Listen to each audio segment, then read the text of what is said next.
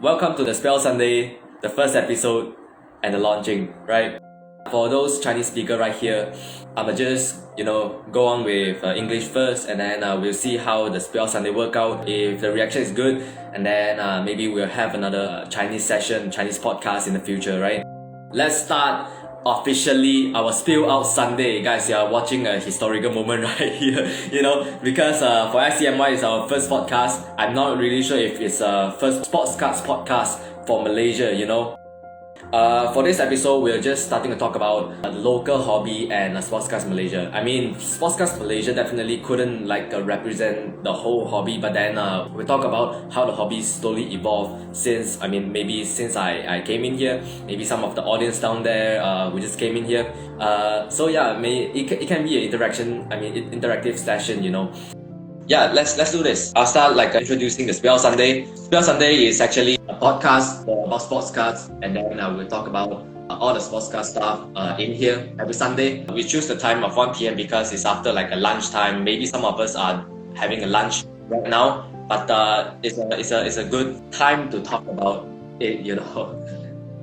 Why do we have this idea? Is because we thought of having different things for the community to talk about stuff, the cards, and how the whole local market is slowly evolving, over the past few months. Oh, yo. Hello. Man. Hello.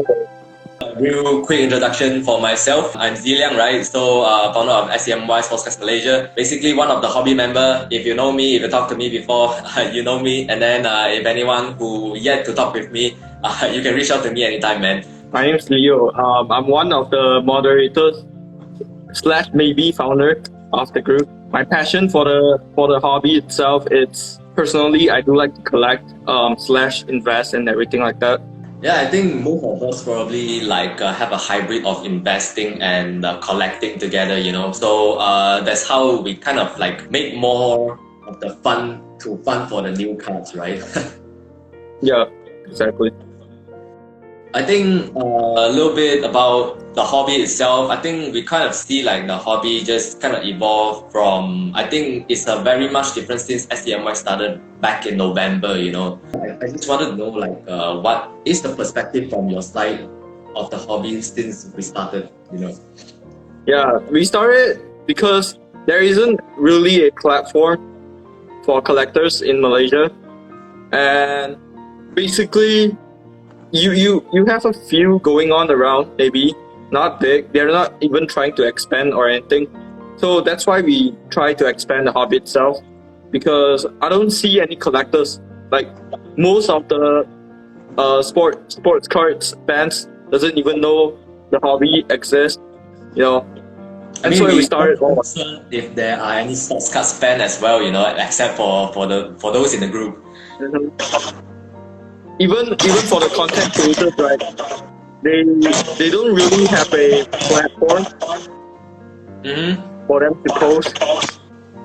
Yeah, definitely. Because from when I started around the early of 2020, where the lockdown is going to start, and then I didn't know there's a platform in Malaysia itself, So that's why I started in in US. Interacting with the page over there and the people over there, and then I started to know there's a platform in Malaysia at around June, but then the platform is really limited, right? So that's why I think we started SCMY in 17th of November, and then before that I take the suggestion from some of the experienced collector in here, and then we just go with the flow, Yeah. I mean, we did went all in, but it's still growing in somewhat way. I still think that there is much for us to do to actually expand. I still think there's tons of potential collectors out there. They don't even know about it, and that's the sad part. Yeah, man. I think they'll know it sometime later.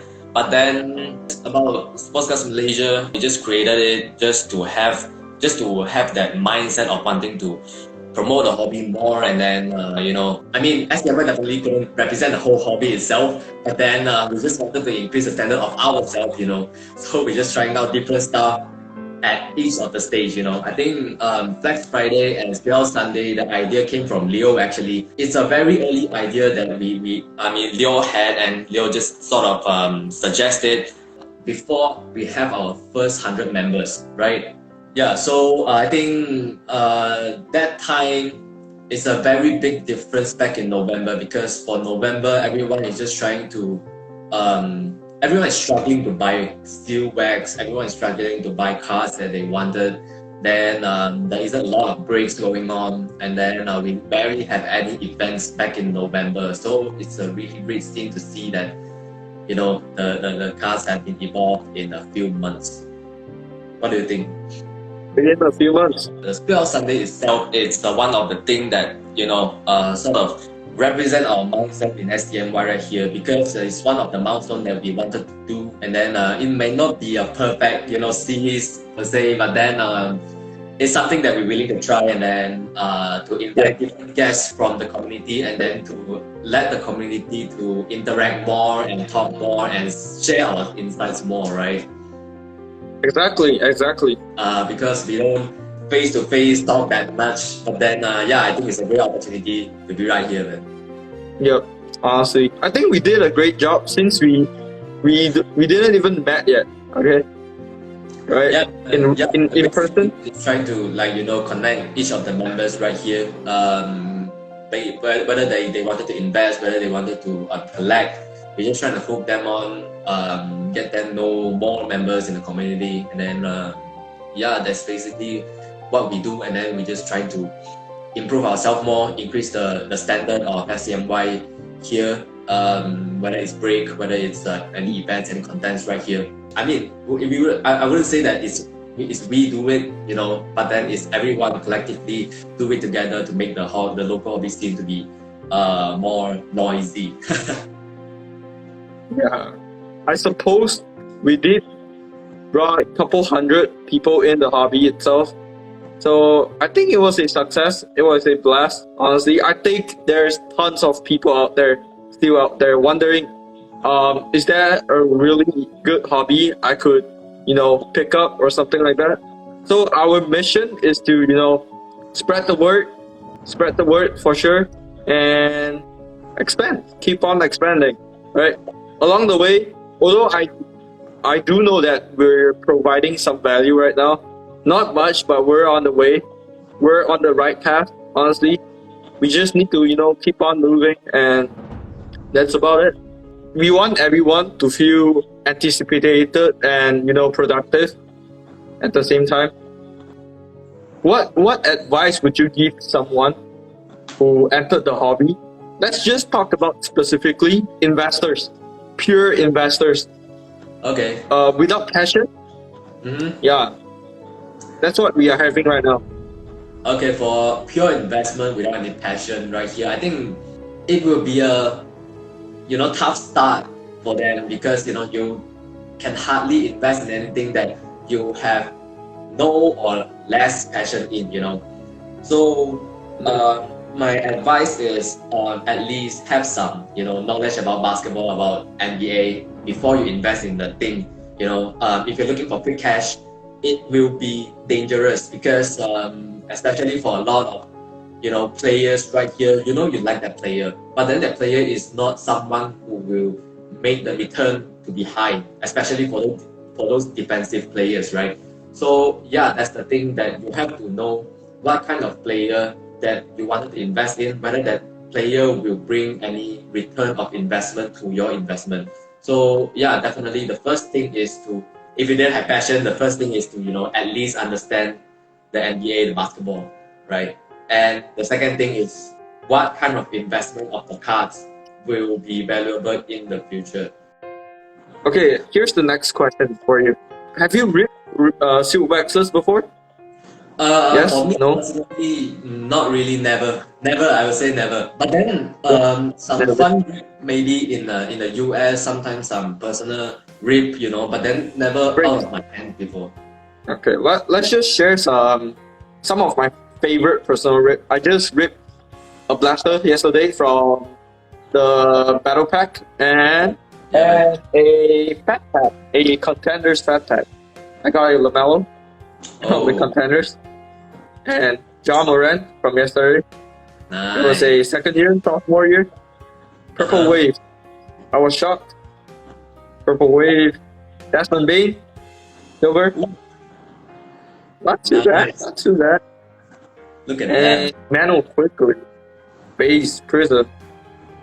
Manuel Quickly. And of course, not last but not least, James Wiseman. Emergent. Nice, man. That's too I hope he plays well after he come back, man. I mean, for me personally, I never really read the steel backs as well because some investment. We like to separate investment and collecting into different things. And then if you are looking to invest by opening packs, that will definitely not be a good idea. But then if you're opening packs for fun, that will be a great thing to have. It's a very fun thing to do.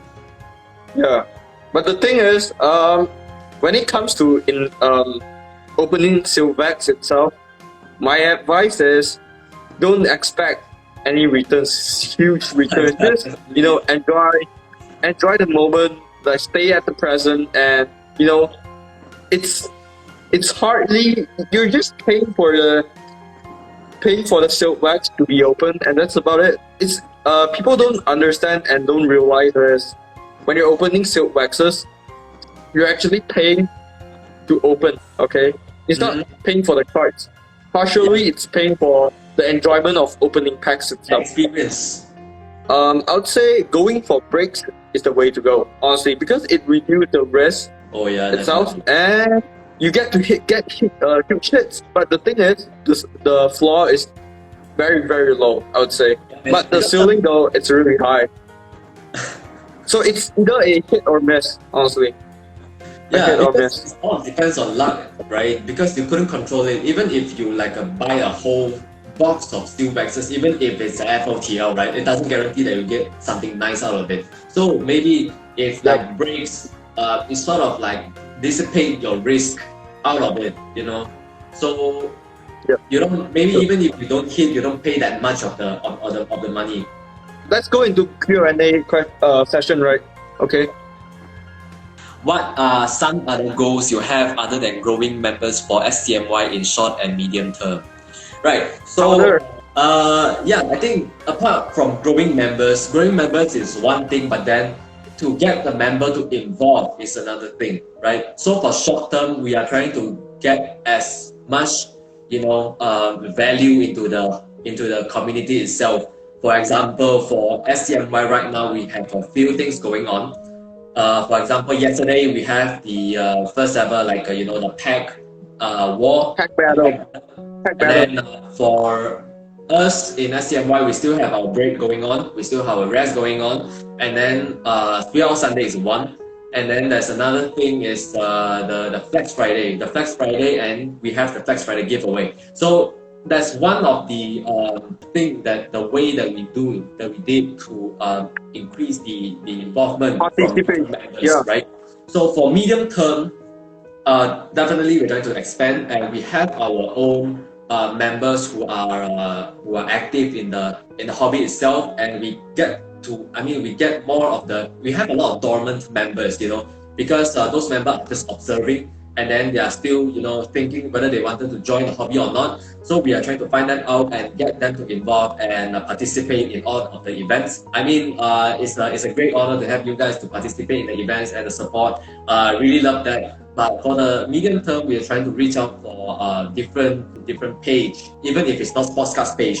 Maybe it's sneakers, maybe it's a basketball, maybe it's some random page some health page. We're trying to collaborate with everyone with the same properties of the fans of the sports itself. So that's what we plan. Short term, another thing is we're trying to collaborate with all of the sort of the active leaders from other page, some founders from, let's say, Coffee and Tea, Coffee Not Tea, or even YouTubers like Jeffrey and Tavi. We try to collaborate with them and try to bring more things for you guys.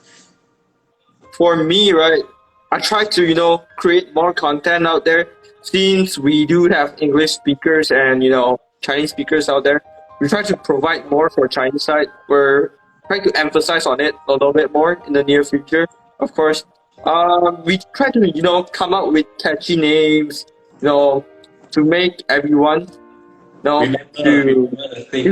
what day it is, like Flex Friday. It is Flex Friday because it's catchy. We have more coming up. But besides growing members, we're trying to create more events for members. That's why, for them to And participate. Honestly, we're trying to push for new members to participate by, Flex Friday. We are trying to emphasize that even if it's not a good card that you think it may is, we are trying to ask you guys to share, even if it's not like a great card that worth like thousands of dollars, even if it's just 5 or 10 ringgit cards. It's a card that you like, it's a card that makes you smile before. So that's the thing that we wanted to emphasize for the newcomers. exactly. I agree on that. And create events. Honestly, create events. More events. Our ultimate goal, Zeliang, our ultimate goal is to The ultimate goal. create a card show. That's like top of the list, the bucket list, honestly. But right now we have more events coming in. So we try to think outside the box, So yeah, we got from Jeremy. He asked, which would you rather open, 2021 hoops, Odonras, or contenders? If you're talking about Blaster Box, a lot of people expect Blaster to have great returns. That's the thing that I observe, But then Blasters are really more for fun rig. So if you're looking for some serious hobby stuff that you might wanted to get some nice fire hits out of it, you might need to pay more for it. But then if it's a fun rig out of Blasters, anything good is like a bonus for us. You could pay for a, let's say, blaster instead of blaster. You could pay twice the price and get maybe for a, mega box. Honestly, but honestly, I would just say go for Salos. If you are okay with blasters, go for blasters. But honestly, go for bricks. Bricks are the way to go. Because me myself, my biggest pull was a Tyler Hero and case out of 10 gold auto from a brick. Honestly, if you wanna get high returns, honestly go for bricks. Blaster box, you are basically going for the guaranteed memorabilia and of course the autograph. Everyone wants an autograph. I think the thing that confuse a lot of newcomers into the hobby is the choices of all the boxes in one set. The sets are already confusing for them, but then there's a lot of choices for them. Let's talk about it. Okay, let's talk about it. Let's start with cello packs first. Okay, cello packs are the cheapest. Panini is very smart with their marketing and product and everything. So every product they have their exclusive cards. Okay, for Prism, cello packs they have red, white, blue exclusive, which are not numbered. You can only get green, silver, and red, white, blue. The floor is high because it's cheap. That's the thing. But the ceiling, it's not that high. The best card you could get was a silver card. Yeah, and that's it. Non-numbered, none. If you are okay with not getting a non-numbered card, go ahead. Why not, right? Go ahead. And as for blasters, you can actually get a numbered card. My friend just got a pink Pulsar, Kyle Lowry, the other day, and it is out of 25. And you could get even a purple wave. I just hit a purple wave, non-numbered, Ja Morant, second year. And as for mega boxes, there is Target and Walmart exclusive. Target's ones, I think this is the Target one, which is the Target exclusive and consists of pink ice. And as for the Walmart exclusive, I think this is the Target one. I forgot which one. It's the other way around maybe. This has non-numbered red ice exclusive. You see, Panini is smart with their products. They try to balance everything out. So in the end, the question is, what are you looking for in a card? Okay, if you like pink ices, buy a mega box. If you don't mind getting green, red, white, blue, and silver cards, go for cello packs. Why not, right? Yeah, man. I But see mean, a my lot of question. people actually doesn't understand the difference between like all of the parallels, but actually it's just about how do you like the aesthetic of the cards So yeah, itself. So we have a question from Chen Kiet, which is, will the basketball cards keep booming and increasing in price every year? What do you think? honestly, okay, they used to say that during the off season was the great time to buy cards. I would say it fluctuates. Okay, since there's inflation going on around every single year, you would see it keeps on increasing because the value of currency is dropping. Fiat money is dropping. So it's actually the other way. Fiat currency are not worth holding. That's the thing. Okay? It's not that the cards are increasing. It's the currency itself. Fiat, it's not worth it. Okay? It's not worth holding. That's the thing. So cards, I would say if you buy expensive cards, okay, National Treasures or Upper Deck, back in the days, Upper Deck, Exquisite, those are some good cards to hold. But it really goes down to what players you're holding. Players are much more important than which card to hold. Yep. Honestly, I don't think I really answered his question yet. It will honestly keep on booming because there's really a lot of fans out there don't even know the hobby itself, honestly. So I would say it will keep on booming, but the question is when will it reach the peak? I don't think it's the peak yet. This is only the first peak. Okay, I still think there's another huge one, of course. So it will keep on increasing. Of course, it will drop. The thing I realized is it fluctuates around the year. So just don't buy the high, okay? That's my advice to you. Just don't buy the high. Hope I answered your question. For myself, my own perspective is that it's definitely a cycle, as you said. It keeps on fluctuating, right? So it's kind of like stock market, but then this thing is kind of in sports cards itself. Why is it like why is it like stock market? Is because it's still driven by human emotion very much. And then I think we can sort of compare it like stock market. Sometimes the stock are very hype, so it's like the players are doing great in the game. They produce like great highlights. A lot of people are giving attention to them, right? So that's why the price will sort of go up and hype it up, and a lot of people will start panicking and fear of missing out. The FOMO emotion that they have right there, and then they push the price even higher, right? So that's why that goes back to what you said just now is don't buy during the hype. So we never really put our money into buying like the hype players. The price wouldn't go up forever. So that's the thing. That's the thing. I forgot to mention that it will go higher, but it's higher high. So it's when it goes down, it will boom again. It will be higher than the previous peak, honestly. Yeah, I think Do you realize that? that's a cycle part to came in because there's a peak and then it sort of drop off because of the attention start of dissipate out. They move their attention to another player, but then over time it will start to go back to the peak again. It might broke off the peak and then goes to another new peak right there. It will have some time to go to a next peak, and then during that time, a lot of people will think that sports cards die down. So they say, oh, I know a lot of players, they escape from the hobby, they drop the hobby anymore, they don't want to continue the hobby anymore. But then that doesn't indicate that the market is going down forever. It's a cycle, people come up, people come in, right? So yeah, I think we have another new question right here. Is Anthony Edwards a good investment choice as his card price is not really high? I mean, personally, to be honest, I'm not a big fan of Anthony Edwards, even though his athleticism is off the chart, man. But then for myself personally, I look at players, the basketball IQ of the players and how mature that he plays the ball. But then for me personally, I'm not a big fan of Anthony Edwards. Whether it's a good investment choice, it depends on the player itself. So for myself, I don't think he will continue what he do in a few years. Maybe he will prove me wrong. A lot of people are a big fan of him. But for those big fans of Anthony Edwards, they will definitely think it's a good investment. As you say, the price is not really high.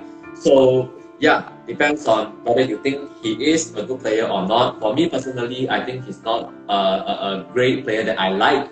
I don't think that he will, progress as good as the other rookies. So for me, the price is just right at this time, even though he's not as high as the other hyped out rookies. But then I still keep some of his cards. You never know if my take on him makes any big difference on whether if he plays well or not, right? So that's the thing. I kind of like keep some of his cards just to have a little bit of a safety right there. How about you? Okay, I try not to be biased. Okay, I'll split into two categories. I would say from the, let's say, the game itself, the player's game, how he plays the game. I would say so. He's not the type of player we're looking for, and at the same time, the type of player we're looking for. So there's two sides to look at it. At this, basically, if we're talking about flashy plays, like dunking, like Ja Morant, of course, he's a Ja Morant type of player, a Derrick Rose type of player. I'd say go for it. Okay, if he dunk on someone and become consistent, jump shot and everything, he would be a really good investment, I would say so. But if we're talking about overall, he wouldn't be a good investment. And let's talk about the hobby side, honestly. Hobby side, right? He's not in a good team. He's not in a winning team. He's not in a contender team. That's the question. That's for sure. Yes. And that really hurts his value. I know it's not that high, but it really hurts his value. So it really depends on your entry level of entering the price itself. So if you were to say the price right now, let's talk about the Prism base rookie card. I would say it's alright if you're high on him. Of course, go for it. But I would say so after the next season, during his sophomore year, from the start it will go up, maybe slightly a little bit. But during the season, if he doesn't perform well, it will die down. But the thing is, I don't think it will die down because of he's not the rookie of the year. Okay, the expectation on him is lower than LaMelo. So I would say he is a better investment than LaMelo, just because expectations on him is much lower than LaMelo. Guys, let's try to accept the help. last question. Do we have any last question? So the question was, how will the local sports cards market going in long term? And will football and baseball cards become the trend in local market?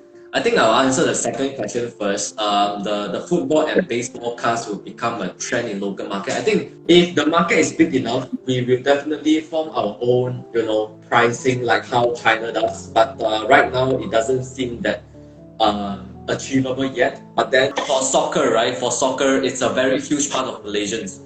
So if we are able to reach that stage, some players that are loved by Malaysians, they will definitely have the price to be higher. So it will become a trend. So for American football. Yeah, American football. I think that one is kind of hard for local market, unless a lot of us started to watch some of my American football and baseball cards collections that are going to be purchased by local buyers. The thing is they will press the price a little bit compared to USA. So that's the thing right here, because we don't have a lot of American football and baseball cards going on in the market. I mean, maybe we have some people who watches American football and baseball, but we need to find them out. That's the thing. So how will the local sports cards market going in long term? In terms of long term, we ourselves, we try to expand, right? Why do we try to expand? Because we're trying to help you guys, trying to expand the market just because it's easier for you guys to, sell your cards and everything. So that depends, okay? It really depends on not only just us expanding the market, we need your help. We need you guys to help us out. Join our events and stuff like that. Make it fruitful and a fruitful experience and and things like that. So basically, if you were to ask me if the sports card market is going to boom in the long term in our local market, yes, it will. But we do need every single one's help, honestly. To add something to it, because for Sports Cards Malaysia, we're trying to do whatever that we can in order to make the marketplace and the hobby more noisy, But then for it to be noisy, we need everyone to, involve in it. So everyone has a part in the community itself. So what we do is we try to create the thing, and then we try to get you guys to involve more. So whether the involvement wanted to be achieved, it all depends on every hobby member in the hobby itself. So yeah, I think that's the takeaway. We can't do it without you guys, honestly. We are at 550 members currently. We couldn't done all this without you guys, honestly. We have gone a long way, a long journey, of course. Further to answer the question is to how do we see in the long term is if we continue what we do and we have all of you supporting us, it will definitely be booming in the long term. And for me, I foresee it to be as big as the sneakers market. So because there's a lot of potential in the sports cars, you know, a lot of people watches NBA, and then we have a lot of collectors who come in who just wanted to collect the players that they like. So we are going to, I mean, for us, we just need to find out who is the one who watches NBA, and then we're just trying to convert the passion into cards itself. So yeah, man, I think in the long term it would be a very good thing. Yeah. Hopefully, we do grow our European football collectors scene as well. Because me, myself, I do really like European football. So I would really like to grow that part of the hobby. Yes, sir. So I guess we are at the end of our first episode of launching the Spell Sunday, and then we appreciate a lot of you guys who just hop on the live just to share the moment with us and ask the question with us. Hey, this is fun, man. The first episode of Spell Sunday, I think it's a really good session for us right here trying to share our thoughts, you know. Yep. Welcome, dude. Welcome. Yeah. So we'll have our episode 2 next week, Sunday. Again, it's a Spell Sunday. It will happen at 1 p.m. as well. We'll invite more guests coming on to the podcast itself. There will be more guests. Yeah, there will be more guests, honestly. 2 more guests, if I'm not wrong. So I guess that's it for this week. Right? That's about it. Thank you for having me. Hey, man. Thank you, guys. See you. Bye. Bye. See you.